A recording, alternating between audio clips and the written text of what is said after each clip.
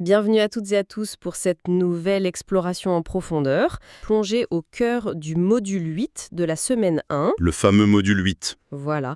C'est un module tiré du bootcamp qui a été créé par l'entreprise Handiref. Et on va se concentrer sur ce que ces documents présentent comme le véritable cœur opérationnel d'une politique handicap réussie. Et la mission de cette session, c'est donc de démystifier ce concept d'aménagement raisonnable, parce que, avouons-le, c'est encore très souvent mal compris sur le terrain. Très mal compris, oui. On va voir comment les sources expliquent que c'est pas une faveur, mais un véritable outil de management stratégique. Et c'est effectivement un sujet d'une importance capitale pour quiconque s'intéresse de près ou de loin à l'organisation du travail aujourd'hui. Complètement. Comprendre la mécanique de l'aménagement raisonnable, telle qu'elle est enseignée ici, c'est explorer comment une organisation tente de transformer une fragilité potentielle d'un collaborateur en une performance stabilisée. Que cette fragilité soit temporaire ou durable d'ailleurs. Exactement, temporaire ou durable. Et ce résultat, c'est non seulement pour l'individu concerné, mais en fait, pour toute l'équipe. C'est un changement de perspective assez radical qui modifie profondément la façon dont la structure même du travail est conçue. Ok, alors décortiquons ça. Parce que le premier grand malentendu que soulève le programme de Handiref, c'est cette fameuse notion de faveur. Ah, le fameux traitement de faveur. Voilà, soyons réalistes une seconde. Dans les couloirs des entreprises, à la machine à café, dès qu'on parle d'aménagement de poste, c'est presque inévitablement perçu par certains collègues comme un privilège. C'est le cliché classique. On entend très souvent des réflexions du genre « Ah, c'est du favoritisme médical » ou pire, c'est une excuse validée par la direction pour qu'une personne puisse travailler moins que les autres. Et c'est un phénomène psychologique très classique en entreprise. Ce qui est fascinant ici, c'est à quel point le module s'attaque d'emblée à cette vision. Une vision qui est en réalité totalement décalée par rapport à la réalité opérationnelle et juridique. Oui, les sources sont assez catégoriques là-dessus. Très catégorique. Le but d'un aménagement tel qu'il doit être pensé par les ressources humaines n'a jamais été de permettre à quelqu'un de travailler moins. L'objectif exclusif, c'est de permettre à la personne de travailler aussi bien que n'importe quel autre collaborateur. Donc c'est absolument pas un privilège de confort. Pas du tout. C'est une réponse organisationnelle sur mesure qui est pensée pour neutraliser un obstacle concret. Si une personne est ralentie ou empêchée de faire son travail, non pas par manque de compétences, mais à cause d'un environnement physique ou cognitif inadapté, l'aménagement vient simplement rétablir l'équilibre. C'est d'ailleurs un point d'ancrage fort du programme, et il y a une question très intéressante posée aux participants dans le matériel de formation. Leur fameux défi éclair. C'est ça. Le défi éclair numéro 45, précisément. Il demande très directement « Qu'est-ce que l'aménagement raisonnable ?» Et la réponse fournie vient vraiment frapper un grand coup sur ce mythe de la réparation médicale. Tout à fait. La réponse exigée des apprenants confirme que l'aménagement raisonnable, c'est avant tout et presque exclusivement une action sur l'organisation. Son but, c'est de compenser un obstacle présent dans l'environnement, pour restaurer ce que les documents appellent l'égalité réelle. Donc on ne répare pas la personne. Non. Et c'est l'erreur fondamentale que font beaucoup d'entreprises. Elles croient qu'elles doivent corriger l'individu, le soigner ou s'immiscer dans son parcours médical. Alors que c'est pas du tout leur rôle. Exactement. L'entreprise ne corrige pas la personne, elle gomme l'obstacle présent dans son propre environnement de travail. C'est une nuance théorique qui modifie du tout au tout la posture d'un manager ou d'un service RH. On passe d'une posture compassionnelle à une posture purement organisationnelle et de recherche d'efficacité. Mais attendez, je vais jouer l'avocate du diable un instant. Ce n'est pas juste une question de bonne volonté managériale ou de philosophie d'entreprise sympathique. On parle d'un cadre légal, non? Absolument, le cadre légal est strict. Et si l'aménagement coûte des dizaines de milliers d'euros? Une petite PME de 20 personnes ne peut pas dire oui à tout. La loi les oblige-t-elle quand même à le faire au risque de faire faillite? C'est une excellente question, et le module aborde justement ce point de friction.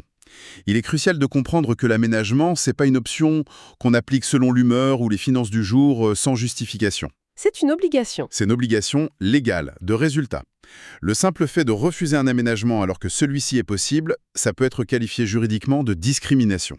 Ah oui, c'est fort. Cependant, la loi prévu un garde-fou très précis face à la situation que vous décrivez. C'est la notion de charge disproportionnée. Ah, voilà, la limite.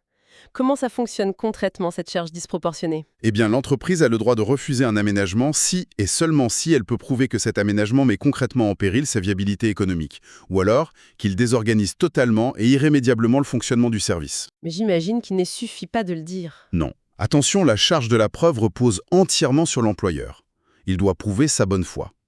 Cela signifie qu'il doit démontrer qu'il a sérieusement étudié la demande, qu'il a chiffré les coûts, testé des solutions alternatives et surtout qu'il a sollicité les aides financières existantes.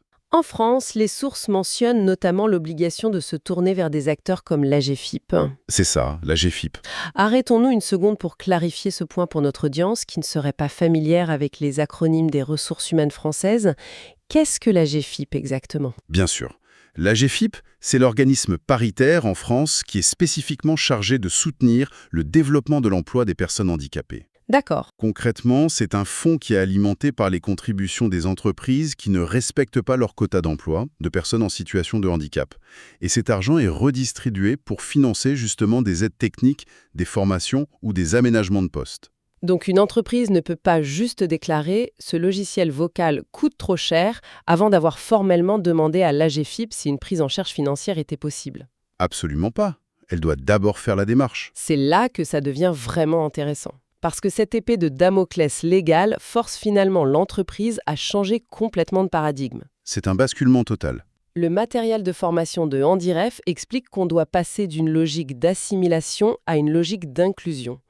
Et la différence entre les deux concepts est frappante, je trouve. Oui, elle est fondamentale. Dans l'assimilation classique, on a un poste de travail standard, rigide, et c'est à la personne de se contorsionner, de puiser dans ses réserves pour rentrer dans ce moule. Alors qu'avec l'inclusion, c'est l'inverse. Exactement, la logique s'inverse. C'est le travail lui-même qui s'adapte et se modèle autour des caractéristiques de la personne, pour libérer sa compétence. Et pour éviter que cela ne reste qu'une belle idée philosophique, le module 8 propose une méthode d'analyse extrêmement concrète pour réussir cette adaptation. Oui, il s'agit de ne plus faire de suppositions hasardeuses ou médicales, mais de décortiquer la situation de travail réelle. À travers 5 leviers d'analyse précis, prenons le temps d'illustrer ça parce que c'est le cœur du réacteur. Allons-y. Imaginons un cas d'école, basé sur ces principes. Disons que nous avons un salarié, appelons-le Marc. Marc est analyste financier.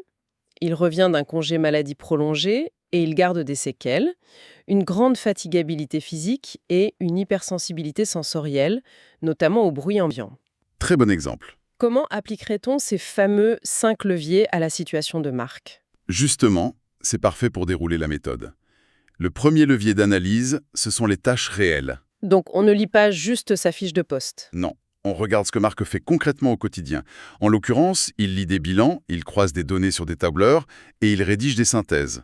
La question est, ces tâches sont-elles compatibles avec ses capacités actuelles? Dans notre exemple, oui, son acuité intellectuelle est intacte. Voilà, l'obstacle n'est pas dans la tâche. On passe donc au deuxième levier, les contraintes. Exactement. Y a-t-il des contraintes physiques, cognitives ou sensorielles dans son environnement? Pour Marc, l'open space bruyant et suréclairé dans lequel il travaille est une contrainte sensorielle majeure. Ça draine son énergie à cause de son hypersensibilité. Voilà un premier point de friction identifié. On ne change pas Marc, on identifie ce qui cloche autour de lui. Le troisième levier s'intéresse ensuite aux outils, n'est-ce pas? C'est ça. On analyse si les équipements sont ergonomiques et compatibles. Marc n'a peut-être pas besoin d'un bureau surélevé, mais face à sa contrainte sensorielle, l'outil classique du téléphone fixe qui sonne fort, c'est pas adapté. Donc il pourrait avoir besoin d'un casque à réduction de bruit active. Ou de filtres anti-éblouissement sur ses écrans. L'idée, c'est d'adapter l'outillage à la contrainte identifiée au levier précédent. Ensuite, on a le quatrième levier. Ce sont les rythmes. Et c'est souvent là que les entreprises bloquent, non? Très souvent, oui. Les rythmes, ça concerne les horaires, la répartition des pauses, la cadence de travail. Pour un profil qui souffre de fatigabilité, comme notre analyste financier, imposer une présence de 9 h à 18 h avec une seule heure de pause déjeuner, ça n'a pas de sens. Non, aucun sens. Le levier du rythme consisterait par exemple à lui permettre d'arriver à 10 heures pour éviter la fatigue des transports en heure de pointe et de fractionner ses pauses toutes les 2 heures. Enfin, le cinquième levier concerne les interactions. C'est la communication avec le reste de l'équipe et la hiérarchie. Si Marc est interrompu toutes les 10 minutes par un collègue qui lui tape sur l'épaule pour une question rapide, ça brise sa concentration. Et ça épuise ses ressources cognitives très vite. L'action sur ce levier pourrait être de privilégier la communication asynchrone via une messagerie interne ou d'instaurer des plages horaires ne pas déranger. En analysant minutieusement ces 5 axes, on voit bien qu'on est sorti totalement du dossier médical de Marc. On est resté exclusivement sur le terrain du management et de l'organisationnel. Et le programme teste d'ailleurs les apprenants exactement là-dessus, avec le défi éclair numéro 46. Ah oui, celui qui demande sur quoi l'entreprise doit-elle agir en priorité pour réduire une situation de handicap. Et avec l'exemple de Marc, la réponse de la formation prend tout son sens. L'entreprise n'a ni le droit ni la compétence pour agir sur les caractéristiques médicales de Marc. Elle ne peut pas réduire son hypersensibilité avec des médicaments. Par contre, sa zone d'action légitime et efficace, c'est d'agir sur l'organisation du travail, les rythmes et les outils. C'est en modifiant cet environnement qu'on annule la situation de handicap. Et pour modifier cet environnement, on ouvre ce que le module appelle la boîte à outils des aménagements. Il liste 3 grandes familles de solutions à la disposition des entreprises. La première famille, ce sont les aménagements techniques. C'est généralement la première chose qui vient à l'esprit. Le fauteuil ergonomique ultra réglable. Le casque anti-bruit dont on parlait pour Marc, les logiciels de grossissement de caractère ou encore un bras articulé dans un entrepôt pour éviter de porter des charges. Ensuite, on a la deuxième famille, les aménagements organisationnels. C'est souvent l'approche la plus intéressante, je trouve, parce qu'elle ne coûte généralement rien en termes d'achat matériel. Rien du tout. Mais elle demande une vraie souplesse managériale. Ce qui n'est pas toujours facile à obtenir. On parle de mettre en place du télétravail régulier, d'ajuster les horaires de réunion, ou même de demander à un manager de modifier sa façon de donner des consignes. Par exemple en passant de l'oral à l'écrit pour faciliter la mémorisation d'un collaborateur. Et la troisième famille, alors ? Elle est tout aussi cruciale, ce sont les aménagements humains. Parfois la machine ou l'organisation ne suffisent pas à compenser l'obstacle, il faut l'intervention directe d'un tiers. Comme le financement d'un interprète en langue des signes lors des réunions plénières. Oui, ou la mise en place de ce qu'on appelle du job coaching, c'est-à-dire un accompagnement externe sur mesure pour aider à la prise de poste, ou encore une aide humaine ponctuelle pour effectuer certaines manipulations spécifiques inaccessibles aux collaborateurs. Et ce qui ressort vraiment des documents, c'est l'impact inattendu que toutes ces solutions finissent par avoir sur l'ensemble de l'entreprise. Les sources s'appuient sur un concept très parlant, l'effet bateau de trottoir. Ou Curb Cat Effect en anglais. C'est une analogie d'urbanisme fascinante pour comprendre la mécanique d'inclusion. Vous pouvez nous l'expliquer, Sam ? Historiquement, les bateaux de trottoir, ces petites rampes inclinées aux intersections des rues, ont été créés et réclamés spécifiquement pour permettre aux personnes en fauteuil roulant de traverser la chaussée en toute sécurité. C'était un aménagement très ciblé pour une minorité de personnes. Mais si l'on regarde nos rues aujourd'hui, qui utilise ces rampes en permanence ? Les parents avec des poussettes, les voyageurs tirant des valises à roulettes, les livreurs avec leurs chariots, les cyclistes. C'est vrai. Une adaptation, pensée au départ pour une fragilité spécifique, a fini par faciliter considérablement la vie de toute la population. Et on retrouve ce même phénomène avec d'autres inventions, comme les sous-titres à la télévision. Ah oui ! Créés pour les personnes sourdes ou malentendantes, ils sont aujourd'hui massivement utilisés par tout le monde pour regarder des vidéos en mode silencieux dans les transports en commun ou dans des open space. Et en entreprise, la mécanique est décrite comme étant rigoureusement la même. Une procédure écrite de manière très structurée et visuelle, mise en place initialement pour aider une personne ayant des troubles cognitifs, va finalement éviter des erreurs et faire gagner du temps à toute l'équipe. Ce qui nous amène directement au défi éclair numéro 47, qui demande pourquoi un aménagement est souvent gagnant-gagnant. La réponse est limpide. La solution trouvée pour résoudre l'obstacle d'un individu supprime dans la foulée des irritants du quotidien pour l'ensemble du service. Cela contribue directement à ce qu'on appelle dans le jargon RH la QVCT. La qualité de vie et des conditions de travail, c'est bien ça. Absolument. La QVCT englobe tout ce qui fait que les conditions de réalisation du travail sont saines, sûres et motivantes. Donc, lorsqu'un logiciel est rendu plus ergonomique pour un salarié malvoyant, ça réduit la fatigue visuelle de tout le plateau administratif. Exactement. L'aménagement cesse alors d'être perçu comme une dépense isolée pour un seul individu pour devenir un véritable investissement dans le confort et l'efficacité de l'intelligence collective. Un investissement qui, par ailleurs, permet de faire des économies colossales quand on aborde la question du maintien dans l'emploi. Le module de HandiRêve souligne à quel point l'inaction coûte cher. Financièrement, c'est un gouffre. Si une situation de travail se dégradait parce qu'on refuse un aménagement, on court vers l'inaptitude médicale. C'est un drame humain, en premier lieu. Bien sûr, mais c'est aussi une catastrophe économique pour l'employeur. On parle des coûts directs liés à l'absentéisme de longue durée, de la perte sèche d'une compétence métier qui a souvent mis des années à être acquise. Sans parler des coûts faramineux de recrutement, d'intégration et de formation d'un éventuel remplaçant. Aménager un poste pour maintenir le salarié en emploi, c'est sécuriser le capital humain et financier de l'entreprise. Ce qui rend la question du timing absolument vitale. Il y a le défi numéro 48 posé aux apprenants. Quand faut-il agir pour qu'un aménagement soit efficace? La réponse martelée dans les documents est sans appel. Il faut agir dès que les toutes premières difficultés sont identifiées. L'erreur fatale serait d'attendre le coup près de l'inaptitude médicale. Agir en amont sur les signaux faibles permet de trouver des aménagements qui sont souvent infiniment plus simples, moins coûteux et beaucoup plus faciles à faire accepter par le reste de l'équipe. Mais pour réussir cette détection précoce et cette mise en place fluide, l'analyse pointe un élément fondamental. L'aménagement raisonnable n'est jamais, au grand jamais, l'affaire d'une seule personne qui bricolerait des solutions dans son coin. C'est d'une véritable partition à plusieurs mains. C'est un travail d'équipe où chaque acteur de la structure a un rôle délimité et crucial à jouer. C'est ce que le programme appelle les regards croisés. Regardons de plus près comment se répartissent ces rôles, car c'est assez instructif sur la dynamique de l'entreprise. Prenons d'abord le dirigeant. Selon les sources, sa posture doit être celle du stratège. Il doit voir l'aménagement raisonnable comme un investissement pérenne et non comme une charge subie. Son rôle, c'est de donner l'impulsion culturelle et de valider que les moyens budgétaires sont effectivement alloués. Ensuite, il y a le rôle tout à fait central du référent handicap. Et il faut bien comprendre sa position. Il n'est pas là pour faire de la médecine, il n'est pas soignant. Son rôle, c'est d'être le grand traducteur de l'entreprise. C'est le mot exact.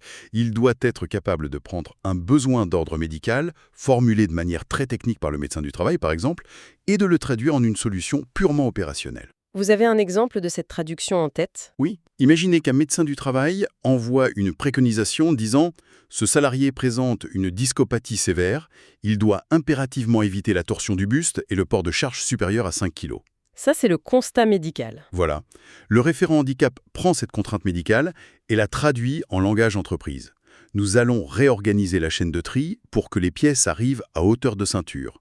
Et nous allons procéder à l'achat d'un palonnier à ventouse pour le levage des pièces lourdes. Il fait donc le pont entre le secret médical, les contraintes administratives et la réalité brute du terrain. Tout à fait. Et sur le terrain, justement, on trouve le troisième acteur incontournable, le manager de proximité. Honnêtement, quand on voit à quel point c'est déjà complexe de gérer le planning des congés ou l'utilisation de la machine à café dans un open space sans créer de drame, j'imagine que gérer des emplois du temps ou des outils individualisés, c'est un véritable casse-tête. Le matériel de formation soulève d'ailleurs une question très pragmatique sur ce rôle, avec le défi numéro 49. Quel est le principal challenge du manager lorsqu'un aménagement est mis en place? Le grand défi, c'est de réussir une forme d'équilibrisme managérial, j'imagine. C'est ça. D'un côté, il doit s'assurer que l'aménagement mis en place permet effectivement aux salariés concernés de retrouver sa performance et de réaliser ses missions confortablement. Mais de l'autre côté, il doit impérativement maintenir la cohésion de son équipe. Le danger mortel pour un service, c'est que l'aménagement de l'un soit perçu par les autres collègues comme un passe-droit immérité ou une profonde injustice. Pourquoi lui, elle doit finir à 16 heures et pas moi? C'est le retour du mythe de la faveur dont on parlait au tout début. Comment le manager est-il censé désamorcer ça sans briser le secret médical? C'est là que réside tout l'art du management inclusif. Le manager doit faire preuve d'une immense pédagogie. Il doit communiquer et expliquer la différence fondamentale entre l'égalité stricte et l'équité. C'est l'analogie des chaussures, non? L'égalité, c'est donner exactement la même paire de chaussures pointure 42 à tout le monde dans l'entreprise. Évidemment, pour certains, ce sera trop grand, pour d'autres, trop petit. L'équité, en revanche, c'est donner à chacun la pointure dont il a spécifiquement besoin pour pouvoir courir à la même vitesse que les autres. Le manager doit faire comprendre que l'aménagement n'est pas un cadeau, c'est la bonne pointure de chaussures pour que l'équipe franchisse la ligne d'arrivée ensemble. Alors, qu'est-ce que tout ça veut dire, MIANS? Si on prend un peu de recul sur cette méthodologie que nous venons d'explorer. Ce que mettent en lumière ces documents du module 8 du programme d'Andiref, c'est que la notion d'aménagement raisonnable est à milieu de la charité ou du traitement de faveur. Tout à fait. Il s'agit en réalité d'un levier de gestion des ressources humaines qui est structuré, ancré dans des obligations légales. Et surtout, il force l'entreprise à analyser le travail tel qu'il est réellement fait et non tel qu'il est imaginé sur le papier. C'est une démarche d'adaptation de l'environnement physique, technique et organisationnel pour que les obstacles disparaissent. Au final, c'est l'outil pragmatique qui permet de remettre tout le monde, quelles que soient ses fragilités, sur la même ligne de départ pour que seule la véritable compétence professionnelle puisse s'exprimer. C'est une excellente synthèse.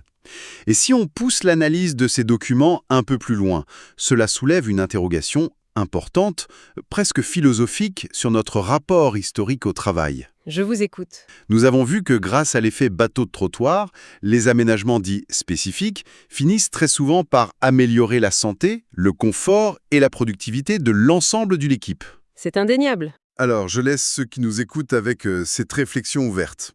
Si une adaptation censée répondre à un besoin singulier finit par soulager presque tous les collaborateurs, cela ne prouve-t-il pas au fond que le poste de travail standard, rigide et normé que nous imposons depuis des décennies est en réalité fondamentalement inadapté pour la quasi-totalité des êtres humains ?